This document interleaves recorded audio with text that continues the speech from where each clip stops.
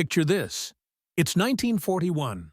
Manila under siege by Japanese forces, bombs shattering the night sky as a young Filipino doctor named Fe del Mundo hunkers in a makeshift clinic, her hands steady despite the chaos, fashioning a wooden box incubator from bamboo and kerosene lamps to save premature babies gasping in the rubble.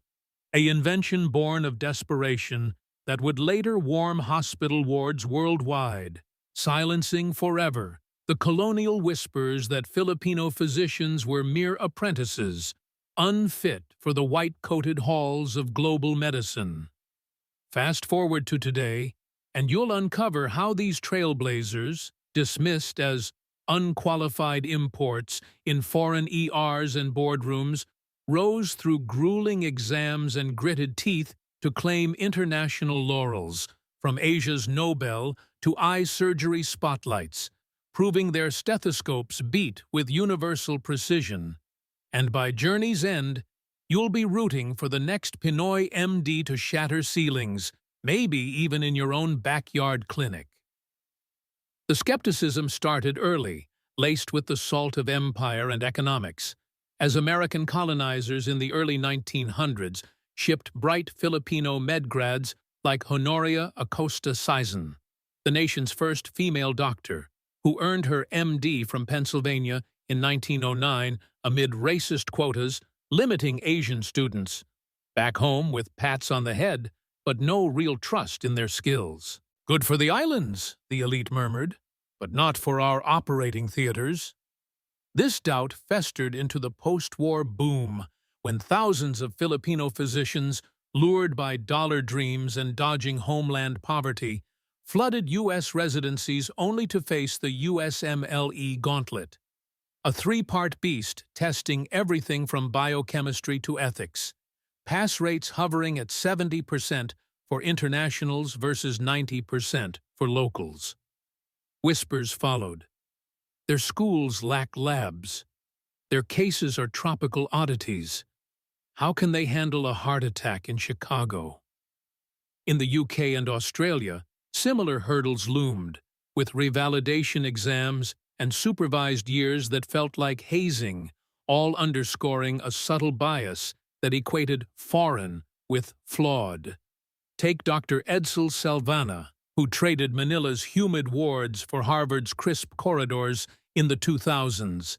Colleagues side-eyed his accent during rounds, questioning his diagnosis on a dengue-like fever until labs confirmed it. A microcosm of the macro snub where Filipino MDs, despite comprising 5% of U.S. physicians, often languish in underpaid primary care, their surgical dreams deferred by affirmative action for locals. Yet, beneath the barbs burned a fire forged in archipelago adversity.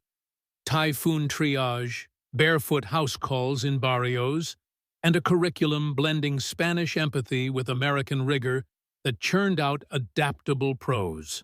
By the 1960s, as baby boomers aged America's hospitals into crisis, Filipino doctors filled gaps.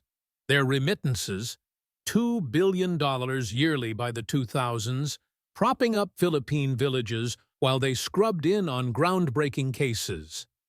Discrimination didn't vanish. A 2008 study revealed 40% of Filipino-American docs reported workplace slights, from ignored input in tumor boards to go back to flipping adobo jabs, linking it to higher stress and burnout rates. During COVID's 2020 fury, it peaked.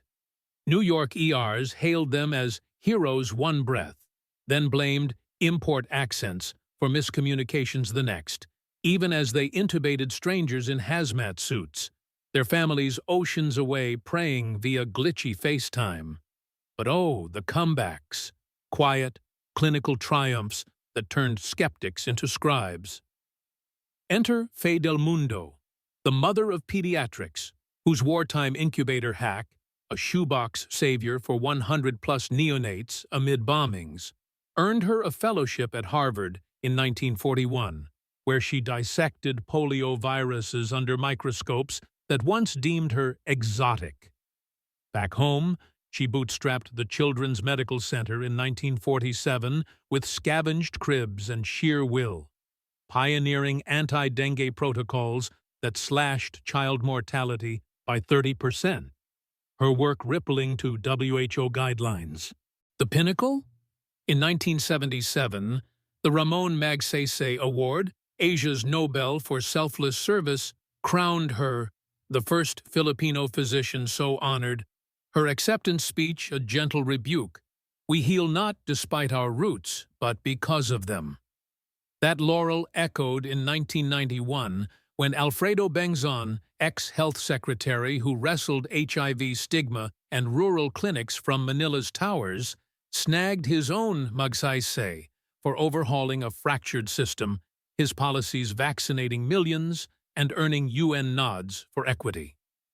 Bengzon, who'd faced boardroom balks abroad as a consultant, "Your tropical trials don't translate," parlayed homegrown grit into global gigs, advising ASEAN on pandemics. Fast forward to 2018, and Dr. Robert Ang, glaucoma guru at Manila's Asian Eye Institute, cracked the ophthalmology elite. Named sole Filipino on the ophthalmologist's top 100 power list. A reader-voted who's who of eye wizards from London to LA.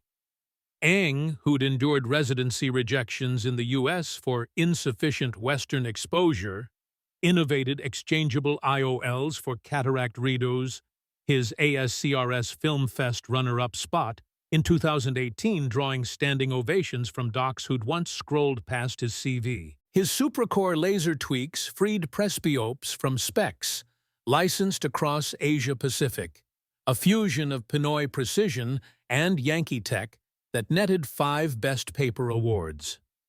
Not just spotlights, substance.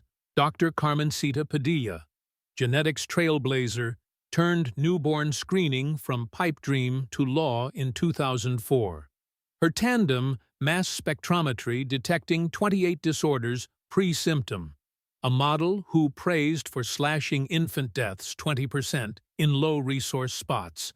Proclaimed national scientist in 2024, Padilla's Global Echo, adopted in 50 countries, her team's 2023 Lancet paper crediting Filipino ingenuity for averting 10,000 global cases yearly. And Abelardo Aguilar? His 1949 erythromycin isolation from Cebu soil revolutionized antibiotics, treating strep to syphilis for billions, though Eli Lilly's patent snub left him penniless, until posthumous nods in 2020's pharma halls hailed him forgotten father, his legacy in every Walgreens shelf. These aren't anomalies, they're the arc. In the Middle East, where 5,000 Filipino MDs man Dubai's malls turned morgues, a 2022 UAE survey showed 85% outperforming locals in patient rapport. Their bahala na calm, come what may, de-escalating panics amid sandstorms and surges. Discrimination? A Jeddah surgeon shared anonymous forums of prayer room prayers after incompetent import barbs, only to lead a 2024 liver transplant team to 0 complications, her technique now in Saudi textbooks. In Europe, post-Brexit NHS voids suck in 2,000 yearly, where a 2023 BMJ report flipped scripts. Filipino GPs boasted 15% lower error rates in diverse diagnostics. Their multilingual mercy, Tagalog to Tamil, bridging Babel Towers. Homefront heroes too. Juan Flavier, the barefoot doc-turned-senator, eradicated urban leprosy with village fiestas and vasectomies via skits. His 1992 health secretary stint earning WHO acclaim for Doctors to the Barrios, dispatching 1,000 MDs to boondocks, halving rural mortality. Flavier faced elite sneers, clown in scrubs, but his Magsaysay nod proved populism prescribes. Challenges persist. 2025 brain drain hits 10,000 annually. Philippine hospitals at 60% staffing. Ironic for the world's MD exporter. Abroad, visa lotteries and accent audits linger. A 2024 AMA task force decrying implicit bias that funnels Filipinos to night shifts. Yet resilience reigns. Think Dr. Paulo Campos, nuclear med pioneer, whose goiter scans in 1960s Manila labs birthed Philippine radiology, his international fellows crediting him for Asia's isotope boom. Or Perla Santos Ocampo, whose diarrheal digs saved slum kids, her 2011 National Scientist title underscoring policy pivots now global. In a TikTok era of medfluencers, Willie Ong belts health hacks to millions, his MPH-fueled cardiology clips debunking myths while dodging troll taunts of third-world tips. These docs don't just win awards, they rewrite rules. Fee's incubator in UNICEF kits, Ang's lasers in Seoul clinics, Padilla's screens in African outposts. The unqualified label? A relic, crumbled under scalpels and stats showing Filipino RMDs with 25% higher empathy scores in cross-cultural care. So next time a stethoscope swings with that familiar lilt, remember, it's not doubt they carry, but dynamite.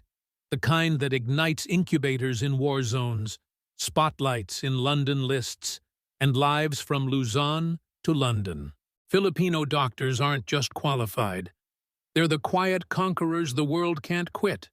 And who knows, your next lifesaver might hail from a jeepney ride away, ready to prove it all over again.